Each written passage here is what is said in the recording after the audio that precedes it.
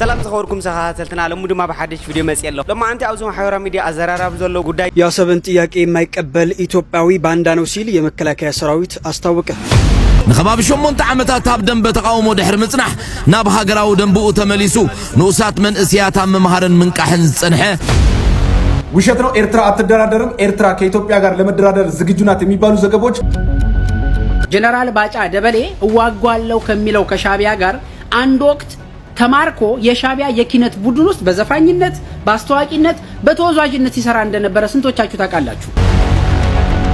እታ በህወሓት ትምራሕ ዘላ ትግራይ እንተ ተተንኪፋ ሮናት ሻዕቢያ በሰማያት አዲስ አበባ ከዕንድራ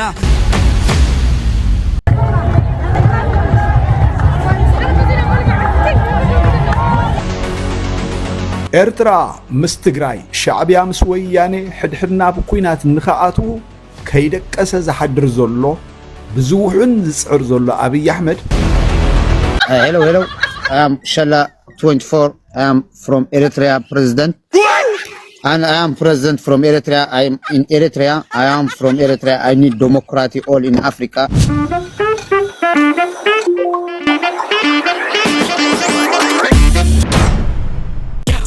سافصام مدبي حاوير خون فتح يرخب صنحو حدش لغنهم الجزاء زي سبسكرايب غير ايتزنغو حزي نبرات لما نفيديونا لايك غيركم اتي لا تحبسكم صنحو لايك غير جمرو بيس سلام كان يوردل سلام اواني حنن بعلمو سلام يوردل hello I am Shala 24 I am from Eritrea president and I am president from Eritrea I am in Eritrea I am from Eritrea I need democracy all in Africa just I need my country change I see after all the country you need what you need in this planet I see my life I see my people life is for me is, better for to live in this planet make better for people make better for my country I need this for this I live for this I die for this thank you سلاك president يلا نبتي يحطونا هنعطو دارجا مبزحتي يحطوتات تحتيت كاس بزقبا اكملس بقى اثناتك بقى سمع قري مني حجي زهاجرنا بزح تسفى لوا مالتي جانا تي حاتت لي اسخا مرحه هاجر اوكي فريقنا كلنا ولا قجو مزي مستهزب الله لي كله اسخاسي مرحه هاجر ناي حزب ኤርትራ مهونك هو سو فريق كله ناتكا مختلك بعلم يوم مالك مستر ጉዳይ ወጻይ ጀነራል ሚኒስተር ፋይናንስ ተፋላሪ ሚኒስተራት ተጎብሮም ካብ ሓደ ሳብ 5 እስከ ተቀሰለይ ካለይ ተራ ونسامي من ساق وجعك قصر يتخليتي اوكي ميت بالغوره مري فكرنا ولا اوكي عبدين ያው ጉዳይ ፋይናንስ እኮ ፋይናንስ ናይ ፋይናንስ ንናተን ዞባት ፋይናንስ ንናተን ዞባ ሒዞይን ፋይናንስ ኣብቲ ያ 5 7 ዝበልካያን ካ ያ 5 7 ሕጂ ነምጾም ተኾና ያ نتومنا بعل نو انا طلع زحزو كل ما كل بعلها اوكي شلا اب حدا قطام ترخيبنا يرنا بحدا دا مرعى نمجمرا غيزه بزحلف غيزه قدمي ورحي قلت ورحي قلخون نمجمرا غيزه زوريو ما اسب السوشيال ميديا انا وسر بيسل زنور قد حري مسي مسلني جي حر كوريا كلخو طعم سبي ما تكبسك تري خلها بطعم يخبر سب زلو مسي سلامي نقله اذا قد مخلت ورحي زبلك زلو طعم تحتنا له باكل يزبلك غرف زوري اسبكال يخلق خون خلي تانو انا بعد تقريبا زوري نايل بيز بلوكم كويني زوري شلا ديا بالسوشيال ميديا ولا سي قليله تقريبا بغلت ايدي كمان مش ساكت قرنا مثلك خمسي بغلت ايدي حزب ان شاء الله سب عبسه ان شاء الله تحت له سلام ديكم قال زبلك كوم عينت منسيم جين انتي زبال كمزي دونجاج دو بقبا اسكافر مش يبال كمزي لما صحافسي بقابورو سايتم زون ياخا نشي دا غير نديرو سلامي لي اجو خبر تاغلي لي قالوا معناته دحري كن تليفون كنا يتلاوتنا حصير نيرت غيزه እንዴ ናይዳ ኮሚልኒ ሽዑ ከበካ እንሰለኒ ቴሌፎን ውሽጥ ሰይድ ላይ ወሳብ አትየዮ ወሳም ሰዓተዋ አይሃንን ካ አይ ራይን ሆን በዚህ ሆን ቴሌፎን ጋር ይህ ሰው ጀነራል ባጫ ደበሌ ነው ቢባል ማን ያምናል? ትክክለኛ ስሙም አትንኩት ደበሌ መሆኑን የኢትዮጵያ ሕዝብ ያውቃል ወይ? ቪዲዮን ወደ በኋላ መለስ ብዬ ያሳያችኋለሁ። የቀይ ባህር ዘማች ነን ከሚሉት አንዱ አዝማች ጀነራል ባጫ ደበሌ ነው። ጀነራል ባጫ ደበሌ እዋጓለው ከሚለው ከሻቢያ ጋር አንድ ወቅት ተማርኮ የሻቢያ የኪነት ቡድን ውስጥ በዘፋኝነት፣ በአስተዋቂነት፣ በተወዛዋዥነት ሲሰራ እንደነበረ ስንቶቻችሁ ታውቃላችሁ? የምታዩን የኢትዮጵያ ጭቁን ብሔሮችና ብሔረሰቦች ባህል ክፍል በመባል የምንጠራው በዚሁ በኤርትራ ሜዳ በህዝባዊ ግንባር ሓርነት ኤርትራ ስር ሆነን የኢትዮጵያን ቅኝ አገዛዝ አሽቀንጥሮ ለመጣል በሚደረገው ትግል ውስጥ ለሚማረኩ በሻቢያ ተማርኮ የሻቢያ የኪነት ቡድን ውስጥ ሲያገለግል ነው የምትመለከቱት። ተወዛዋዡን አትንኩት ደበሌ ለምን አንመለከተውም? እስኪ ተመልከቱት።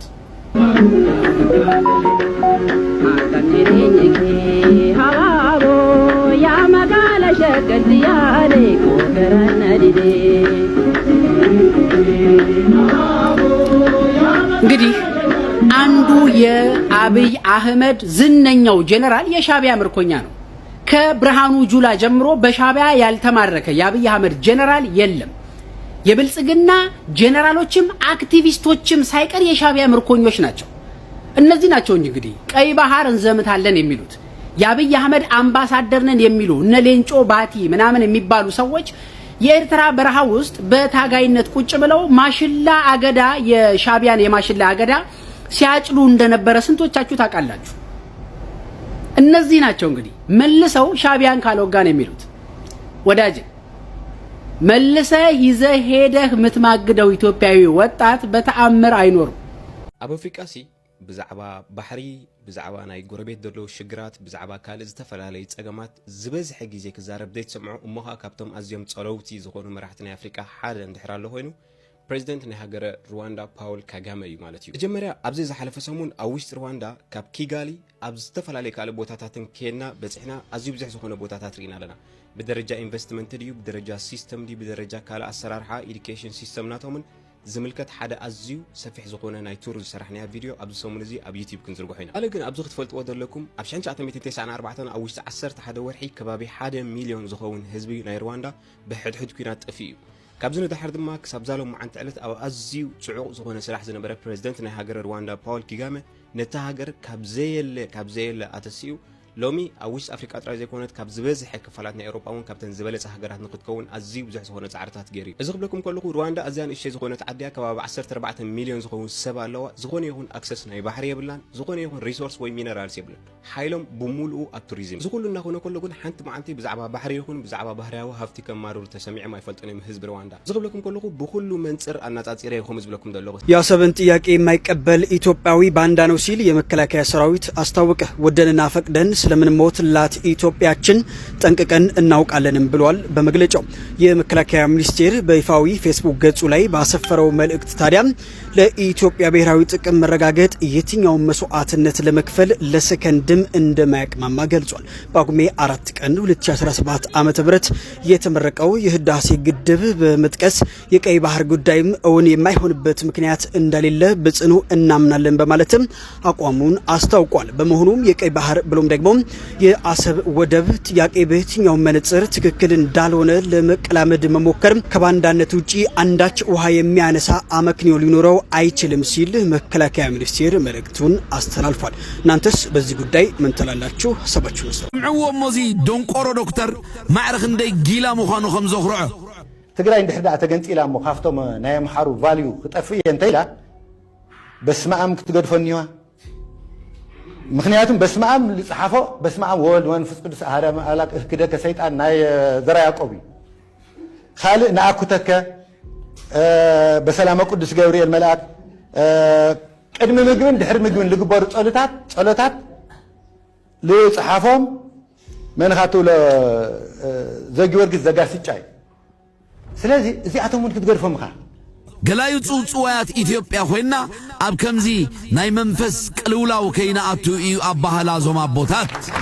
ነዚ ክልቲኡ ብምግንዛብ ድማ ኣነ ምስ ትግራይ ኣብ ክንገብሮ ዝቐነና ርክብ ጽምዶ ማለት ወላ ክትጥቀመሉ ዝጸናሕኻ ግጉይ ትረኻታት ምቕያር ማለት እዩ ክብል ዝጸናሕኹ أبز حلفنا يقرشت أوان ناي حد مسلي بقالو تازقل سقالات تدرابينا نيراينا نتزنا برخونا تاب قمة اتخاخ تقبلو زكاء لكوان تغونا بخومو مغتصال قناي قدن أبزي صمدونا بكالاي معراف سقرولو زولو كزيزي نزستا قبرق يقاتات النقرمال اوان كمزمت زيرو الدو سبات أم محبرا ومراخبيتات يخون كالا أقات أميتات قوقوي ترخاتات وي ناريتيف كقاوحن ريومينا بزعبا تاريخ حزبي إرتران قال سود بزباو قنبارن زوهاب قوقوي مقلسيتات قولحتان معرمتان كقبرلو قزيو نزباو قنبار نحنا انت زين حقوزو إرترانات أي موتاتن نشعبيا نحنا إينا مهيرنايو كسام مبال زبت سحزس دم مقلتيتات كاول كسبات كساب بزتود بدرجة استحتمه متحفت تزرقحيو ازي لومي حزبتات كلتي وغن مزخرون حقون كله زمسكرو نايزو خرع قدلاو تاريخ مسكرنت سلازغونه حقانيا ترخامة تقام اوانيو نحاسو الترخاتات مسقوعزو صمدو زخيد ايكونن صمدون ولودوتات قصل انتوينو اب حقانيا ترخاتات تانسخونا لو مغنياتو متاتو ولودوتات نحاسوت كم حق انتو يحيط امو وتيتو عاعنا وخمز خون كابز العيلو تتغسنا إثيوبيا تاريخ كنم مهار نخقلينا كلتا عبيت متحفت بغانقو انجليزينيا الصحافة دراسي اب هاجر امريكا ميريلاندي نبر بإلكتريكال إنجينيرين ماسترز بإنفورميشن سيستمز ماسترز هلو نخباب شمون تعمتات هابدن بتقاومو دحر مصنح ناب هاجراو دنبو تمليسو نوسات من اسياتا ممهارن من كحن صنحه كبور ابوي ناب هاجرو تمليسو لمو انكو عدحن مصاخا انجينير فصوم نبولو بحبار دقحاو بوي زي اب قربا غزيات اب دبيت ميديا بزقربو زلو مسات مدره اغالبو تعذب تسحيبو صنحه من سي عبد الله فيصل إذا غزاي إذا قال سيمو بعلا أبال صمدون فرقاني لنالو انكوا دحان متاكا حاو عبد الله فيصل إرترا مستقراي شعبيا مسوياني حدنا بكوينات النخاءاتو كيدك أساز حدر زولو بزوحن زسعر زولو أبي أحمد أبزو وانزي ناب تقراي حيزو زغرب حدش ناي مدرادر حاساب وصيلو اسكنعو استي نسمعيو ተስፋ አድርጎ የነበረው ጌታቸው ረዳን በመጠቀም ትግራይን ሞቢላይዝ አድርጎ ከትግራይ ጋር ሆኖ ኤርትራ የመዝመት እንቅስቃሴ ነው። ይሄንን ትግራይ ላይ ያለ ኃይል አልተቀበለም። ጌታቸው ረዳ ይሄንን ለማስፈጸም ያደረገው እንቅስቃሴ በህዝቡም በፖለቲካ ኃይሉም በወታደሩም ተቀባይነት አጥቶ ጌታቸው ረዳ ነፍሱን ለማትረፍ ከመቀሌ ሩጦ እንዲወጣ ሆኗል። ጌታቸው ረዳ ከሄደ በኋላ እያንዳንዷን ዱካ ገና ከመነሻው ስንነግራችሁ ነበር። ጌታቸው ረዳ መቀሌ ተቀምጦ ገና መግለጫ የሰጠ አመራር የሰጠ ሚዲያ እየተጠቀመ ጌታቸው ረዳ ተነስቶ በሱ ታደሰ ወረደ የሚተካበት ፕሮሰስ መጀመሩን ተናግረናል። አበ ግድቡ ወደ ወደቡ የሚል እንቅስቃሴ ነበር የነበረው። ነገር ግን ወደ ወደቡ እንቅስቃሴ ለማድረግ የህወሓት ኃይል መስማማት ነበረበት እና አነጋግሯቸዋል። ወደ አሰብ መዋጋታችን አይቀርም ለታግዙን ይገባል ተብሎ ተነግሯቸዋል ለታደሰ ወረደ። በዚህ ማትስማሙ ከሆነ ግን መጀመሪያ እናንተን እንወጋለን የሚል ምላሽ ነው የተሰጣቸው። እነ ታደሰ ወረደ እስካሁን ሶፋር እኛ ባለን መረጃ የመለሱት ምላሽ ወደ ኤርትራ የምናዘምተው ጦር የለም፣ የውጊያው ተሳታፊ አይደለንም፣ ኤርትራ ጋር የመዋጋት ፍላጎት የለንም ነው ያነሱት። ወደ ውጊያ ቀጠና አንገባም። ይሄንን ካሉ በኋላ እነ ጀነራል ታደሰ ወረደ ዓለም አቀፉ ማህበረሰብ እየቀሰቀሱ መሆናቸው ይሄ ሁኔታ እየነገሩ መሆናቸው ጦርነት ሊከፈትባቸው መሆኑን ስጋት እንዳላቸው ደጋግመው እየገለጹ ነው የሚገኙት። ታደሰ ወረደን ልክ መጠቀሚያ አድርገው በጌታቸው ረዳ ፋንታ ጦር አዝምቶ ኤርትራ እንዲዋጋ ለማድረግ በወልቃይት ጉዳይ፣ በጠለምት ጉዳይ፣ በራያ ጉዳይ ሲነጋገሩ ቆዩ። ይሄ ብቻ አይደለም። ሌላው ከትግራይ በኩል የሚነሳው አብይ አህመድ ከወልቃይት ጋር ምንም እምነቱም ስለሌለው ወልቃይትን ለነሱ መስጠት እንደማይችል አረጋግጦ በወልቃይት ፋንታ ግን የትግራይን ኃይል ይዛችሁ ከፌደራሉ ጋር ተሰልፋችሁ ከተዋጋችሁ አሰብን የመቆጣጠር እንቅስቃሴ ስለሚደረግ ቃል ገባላቸው እሱ ነው። አሰብን የመቆጣጠር እንቅስቃሴ ስለሚደረግ የምትፈልጉትን የሰው ኃይል አሰብ ላይ ታሰፍራላችሁ፣ አሰብን ታስተዳድራላችሁ ነው ያላቸው። ሰው ሌላ አካል ቢሆን ዘሎ ይገባል። ወደብ አለ፣ ባህር በር ነው፣ እሱን ከሰጠን እሱን እንጠቀማለን ወዘተረፈ ብለው። ነገር ግን ወደ አሰብ ተዋግተው አሰብ ላይ ኃይል አስፍረው መቀመጥ ምን እንደሚያመጣ ህወሓቶች በአግባቡ ያውቁታል። አብይ አህመድ ከሌላ ቦታ እያመጣ እንዳሰፈረው ሁሉ አሰብ ላይ ከተለያዩ ቦታዎች አምጥቶ አስፍሮ ይሞክረውና ግባና ሞክረው ግቢና ሞክሪውን ምስጥ ያነኩርሻል እንደሚለው አባባል ማለት ነው። አብይ አህመድ ተስፋ ገይሩ ዝነበረ ጊዜው ምምሕዳር ነበረ ጌታቸው ረዳን ጻድቃንን ከም ዝኾነ ነገር ግን ጌታቸው ረዳ በቲ ዝነበረው ስልጣን አብ ትግራይ ሐሳብ ብልጽግና አብይ አህመድ ንኸተግብር ላዕልን ታሕትን ክብል ጸኒሑ ኣብ ውሽጢ ትግራይ ዘለው ሓይልታት ግን ፍጹም ነዚ ነገር እዚ ክንቅበሉ ኣይንደልን ኢላ ምስ ተቃውሞ ከምቲ ዝፍለጥ ጌታቸው ረዳ ንነብሱ ከድሕን ካብ ትግራይ ሃዲሙ ኣብ አዲስ አበባ ተረኺቡ። ጌታቸው ረዳ ኣብ መቀለ እንከሎ ኣብ ስልጣን እንከሎ ገና ስልጣን ዘመኑ ከይተወድአ ኣብ ክንድኡ ታደሰ ወረደ ክትካ ድማ ብውሽጢ ይስራሕ ከም ዝነበረ ኣቐዲምና ነጊርናኩም ነርና ይብላሉ።